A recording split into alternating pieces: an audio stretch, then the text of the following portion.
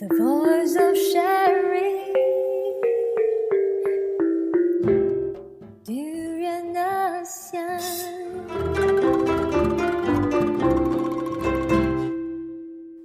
Hi, this is Arlene, And this is Gowri. and today we have an interesting guest. She will be sharing with us about spoken word poetry, but from her perspective, which is different from the previous guest, because she'll be sharing more on how it influenced her in terms of herself and her life, as well as her culture and her background that influence the way she rhymes in the spoken word poetry.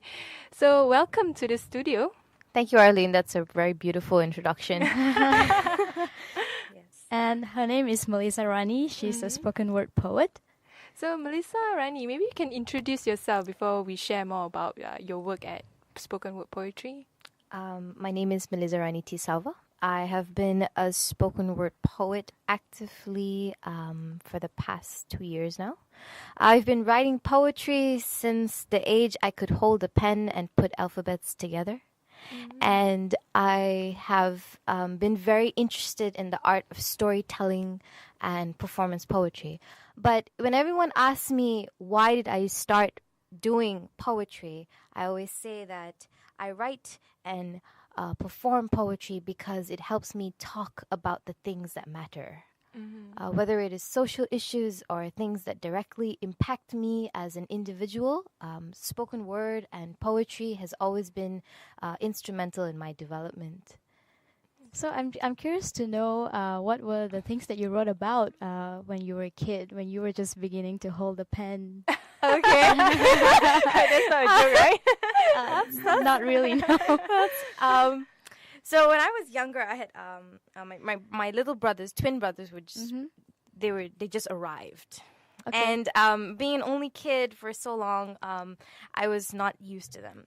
So there was these cereal boxes and rusk boxes that had teddy bears on them. I would cut those teddy bears out, stick them on A4 papers, and write poetry, write stories about them, and I show it to my dad. My father is T. Salva. He is a journalist with the Star newspaper.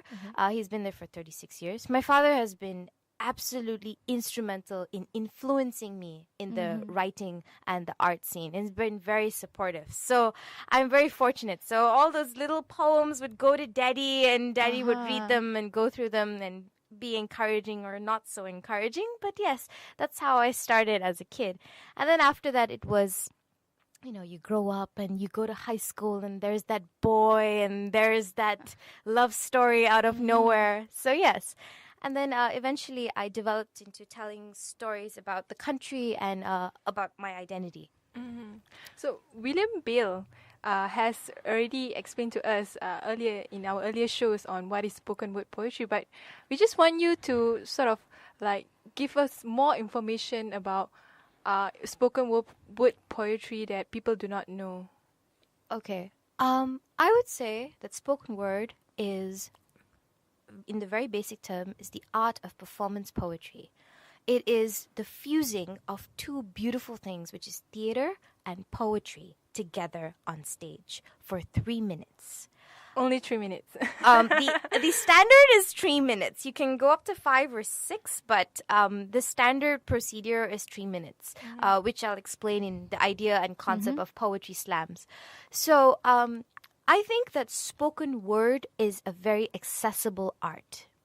To anyone who can speak a language, whether it's English or Malay or Chinese or even Tamil, you can write or get someone to write it for you. And if you have a story, we'll help you craft it. You can go on stage and you can have your voice heard. It is very accessible. It's not something you have to have a degree in. It's not something that you have to be absolutely talented in. I think over the years, spoken word has, myself, Elaine Foster, and a few other poets in the scene, has been working hard in using spoken word as a tool to teach children to talk on stage and talk about very important issues that impact them, like bullying and like having parents and not having parents, divorce and things like that. Children need an outlet, and spoken word seems to be the right one so far. So earlier you said you got into spoken word poetry because it helps you to communicate important things that you cannot probably speak about outside. So what are some of the issues that you feel strongly about? Well, when I started out, I wrote about, I think the second poem, the first poem I wrote was a comedic piece. I talked about taboos. When people introduce me on stage, I'm known for the poet who talks about taboos and all the things her mother told her not to do. Okay. So, You keep on doing it. yes, and I keep on doing it. And the second poem that I wrote was called The Woman. It was about the time where all my life I have wanted to be a television newscaster. And I've gone for many auditions, and I've gone for all kinds of interviews and things like that, and I never got the job. They would tell me things like, "Oh, you are very fluent in English, but we want a man's voice. Oh, You are very good with the language. You have very good ideas, huh? But we are actually looking for someone with a fairer shade." Seriously, this is Yes. like this is based on true story. Of course, I would never lie to you. First rule in poetry is honesty. Always tell my kids that, and always practice it myself. So when you get, of course, I'm not going to reveal organizations, but here's the thing: when you are faced with a startling revelation that there is such thing where the color of your skin will matter, the tone of your voice will matter in getting a job, regardless of how much education or experience or talent you may have, you are stuck. And I was determined to not be stuck. And I believe that these are things we need to talk about.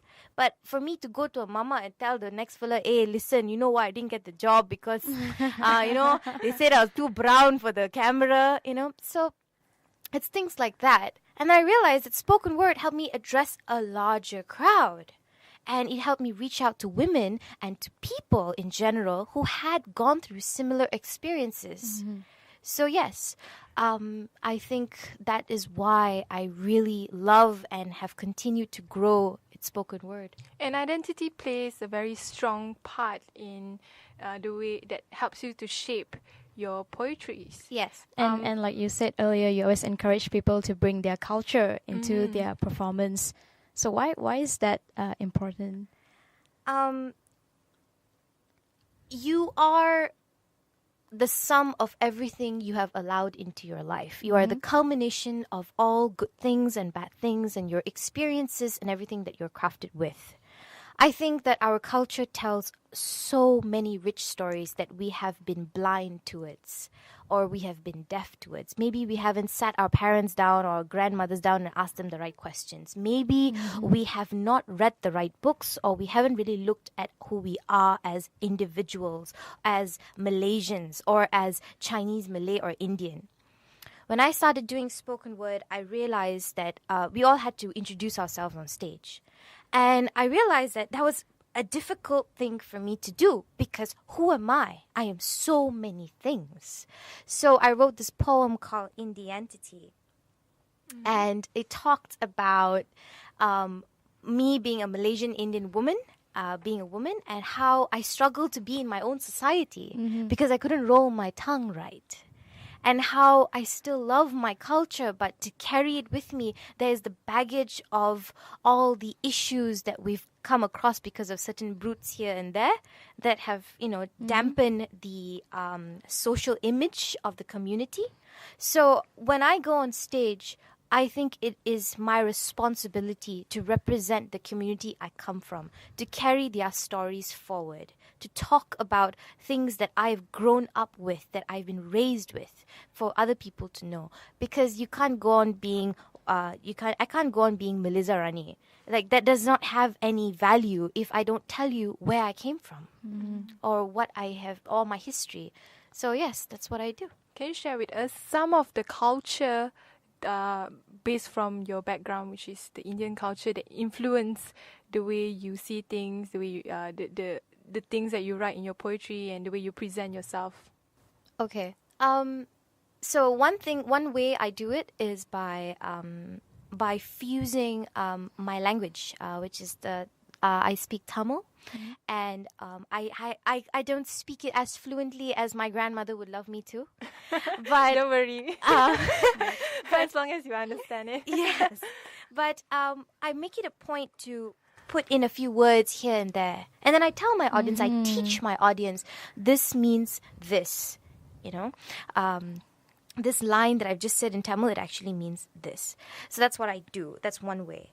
Another way that I do is I go all out, which is last year in Urban Scapes, we had a cabaret show, which William Beale was very wonderful at being part of.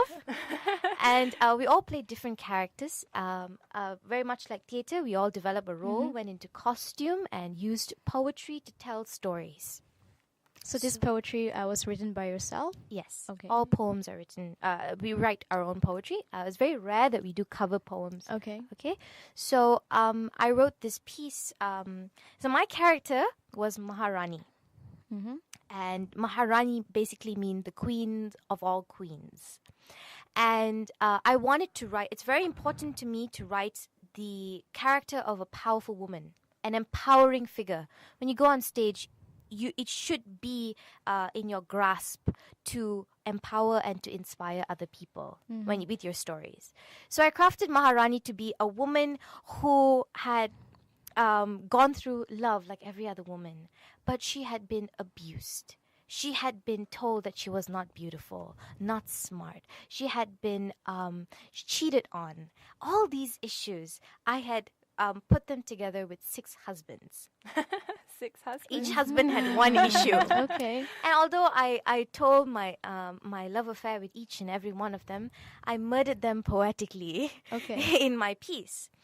And in that poem, I talked about being an Indian woman as well. And of course, for the part, I was dressed in full Indian attire. I was wearing a linga. And I explained everything. And my poem was accompanied by tabla and the harmonium and a little bit of veena, thanks to a few talented musicians that have come together. So, yes.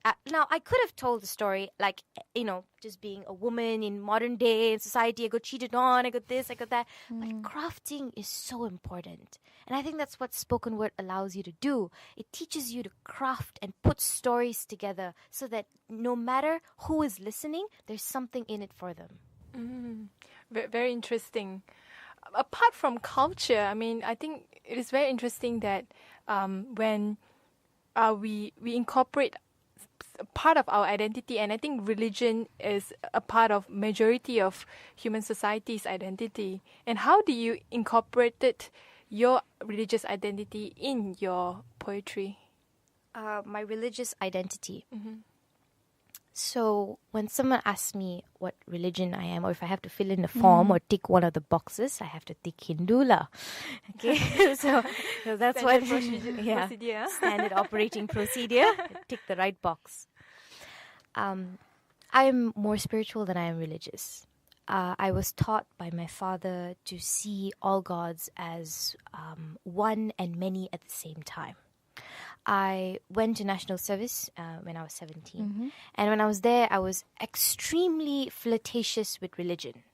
I wanted to learn so much about it. So I went to the surau. I went and learned Quran for a while. And then I went to the Buddhist temples. And then I went to 2 kinds of church because Catholics and Protestants have a lot of differences and a lot of similarities at the same time.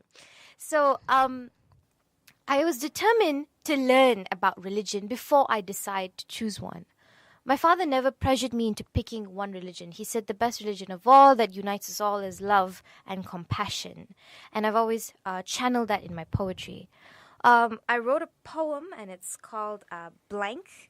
And it's the poem that talks about religion and religious identity in the country. I think the poem speaks for itself, as opposed to me trying to explain what I've been trying to say in the poem. So, yeah. I think it's great that if you can share the poem. Yes, I will. with the audience? I'd be very happy to. Give me a second to breathe.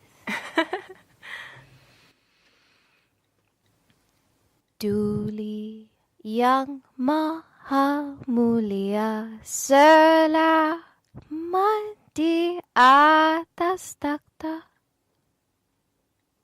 Lanjutkan usia tuanku, rakyat mohon restu, bawa duli tuanku. Blank was what they told me to fill in instead of the A word or Tuhan or God or Jesus or Buddha or Brahma, Vishnu, Shiva, Lakshmi or Saraswati. We'll figure it out eventually, but for now, it's blank. That they told me, the little girl in the navy blue pinafore, to say every time she stood up straight and sang with all her heart, remember when we get to that part, you say blank, which is be silent and then finish the rest. Maybe that's why she never became a singer. Instead, she was a poet who still struggled to memorize words that were for her to recite and not realize deeper meanings and understand why she had to spoil the rhythm of the song. Because they decided what was right from wrong, but never told her what to say when someone asked, "How come you never say blank?" As the sheet of paper, she wrote down her name, age, and classification of which blank she preferred to bow her head to. She was I, and I wondered if blank existed and what blank looked like. Did blank wear long dresses or a suit and tie? Or did blank speak English, Tamil, Chinese, or Malay? Or was blank here to stay during sunny days and stormy weather? I was never sure. If blank could spot me out of the 7 billion people or hear my voice against the whines and whimpers of believers asking their wishes to be granted. But is their blank different from my blank? Or are we all just blank trying to fill in the blank? We keep quiet to all that we do not understand, comprehend the fragments of experience through open eye meditation and the sound of silence resonating. Om. As I put my palms together in front of colorful deities for 10 years, but saying, "Our Father, who art in heaven," when I know deep down that the only attention I was vying for was from my father who was upstairs taking a shower, who educated me and explained that Islam is a profound religion, that worshippers need no specific location of worship to worship, just a direction, and cautioned me never to trample on hungry ghost offerings on sidewalks, who taught me that Christmas is more than Santa Claus, and if we lit candles by the altar we would be blessed, and that every temple is like a GPS, an antenna that provides us with better reception of the higher power, which I still refer to as blank. And I believed every threat of, if you cross this line, then prepare to meet your maker. But what will I tell my children if they were made out of love from one man's blank and another woman's blank, not knowing which blank they really belong to? 'Cause blank is not a word. Blank is not a state of mind. Blank is what we're still waiting to define, the divine. But I don't know when, and I don't know how. Till then, I am blank. Well, round of applause. Bravo. My God, it's so beautiful. Yeah, it's a very simple topic, but it's very nicely thought out how you write it from a little girl's point of view, and you explore so many different angles. Thank you. Thank you very But much. I'm just curious, like, how these experiences that you had in the past, the Yes. negative experiences, especially in relation to your identity, actually shape you. Yes. Not just your work in spoken word poetry, but also in the way you view others. Do you feel that you need to always validate yourself, like this is who you are, or do you accept that, you know, some people are just like that, you know? I think it's more of acceptance. I think at some point, you know, that you can't change the whole world. But we can do it with every little step that we do. I think it's important to talk about stories regardless of how negative they may be, you know, all your experiences are, because someone will learn from it. There'll be one person in that audience that will go, yeah, you know, I really shouldn't have said that to my friend, or I really shouldn't have, you know, maybe I should have hired her, lah. You know, they could have said that, you know, they could have said that. But I think I've never needed to explain who I am. That's the beauty of this country, and that's why I've always loved this country, because I've never needed to explain who I am. Yes, of course, we've had our tugs and bruises here and there, and sometimes you really want to give someone else a slap across the face. But you really think about the community in general. You think about who you are in the community and what are you contributing to that society for it to contribute to you. A lot of time we're taking so much and giving so little. And I think with spoken word and this art of storytelling, I've been able to get people to talk about these issues. And at the same time, I engage them with my issues. And then we're addressing more and we're moving on into a better social context. Earlier on, you mentioned something about slam poetry. Yes. Can you tell the difference what it is? Because I think on YouTube nowadays it's so popular for people to post slam poetry. Yes. So now I love telling this story, so I will tell the story. When I first started doing spoken word, I organized a show called Candles and Coffee, a night of slam poetry in Taylor's. That's why I did my degree in. At the time, I had not known anyone in the poetry scene, but the idea was to have an event and get all of them to come and then introduce myself. There was one lady who'd sent me an email, and she said, "It is not slam poetry, it's called spoken word." And that lady is Elaine Foster, and she's a good friend of mine now and a beautiful spoken word artist and teacher. The idea of slam poetry is competitive, a poetry slam. That's where it comes from. Spoken word is the art form and what we do. Now, I'll give you an example. Last year, exactly 1 year from today, I was in Singapore for the National Singapore Slam. Poets from all over across across Singapore. I was the only Malaysian representative at the time, and other parts of Asia and Europe were present, and they all competed. There are 3 rounds in a poetry slam. There is a theme. Sometimes there are themes, sometimes there is no theme. Each poem has to be 3 minutes. It has to address certain issues. There are 5 judges, and each will hold up a score from 1 to 10. The accumulation of score, the average of which, makes you advance to the next round, and so forth. In slam poetry, the code is the point is not the point is the poetry. But oftentimes the point is the one that helps you do the poetry in the next few rounds. So that's what we do. I think it's a good sport. Every artist needs to be challenged and pushed, and they need to be put in places where they are forced to create better and more than they can. And poetry slams allow you and enable you to do that. If you go on YouTube today, of course you have lots of poetry organizations, bullet poetry and things like that. But you have also our local one, which is Poetry Cafe KL, which is what I run with all the other poets. And we do shows regularly. We organize slams every month in Kaki Seni Free Space. So that's something that we do to engage poets here. Recently, we organized the first BM Slam, a slam in Bahasa Melayu, to get the Malay poets, huge scene of Malay poets, to come forward and to slam like us, but with their pieces. So interesting. So when is the next one for the Bahasa Malaysia and also for the English one? The next slam for English, the Bahasa Malaysia slam, we'd love to do it again, but we, maybe after Hari Raya, once everyone has put on their, their game face on, then maybe we can have another slam. But till then, till then, everyone can be updated on Poetry Cafe KL on Facebook. That's where we update all the shows. The next slam will probably be in the end of August or early September.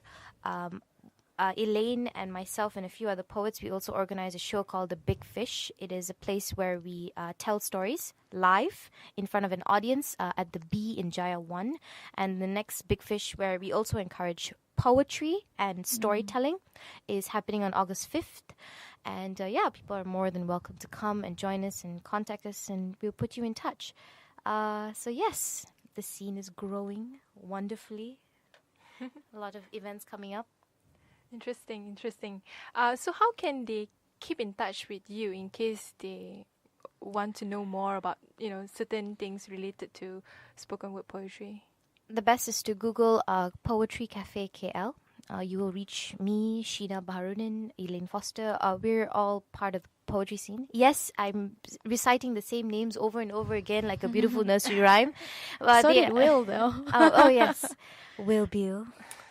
Of course. She'll be excited to hear this. I have to say, it is people like Will that really keep us going.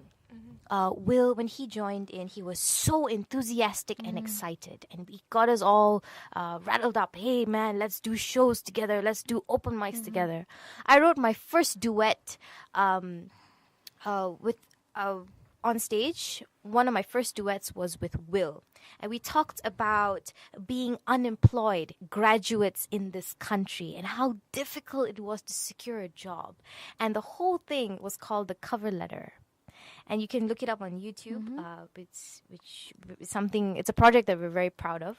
And basically the poem is, spoken word's quite individualistic. So this was two poets giving their own perspective on going for a job interview. And it's really funny and it's really well crafted and stuff like that. Anyway, thank you very much, Melizarani. Oh, yes.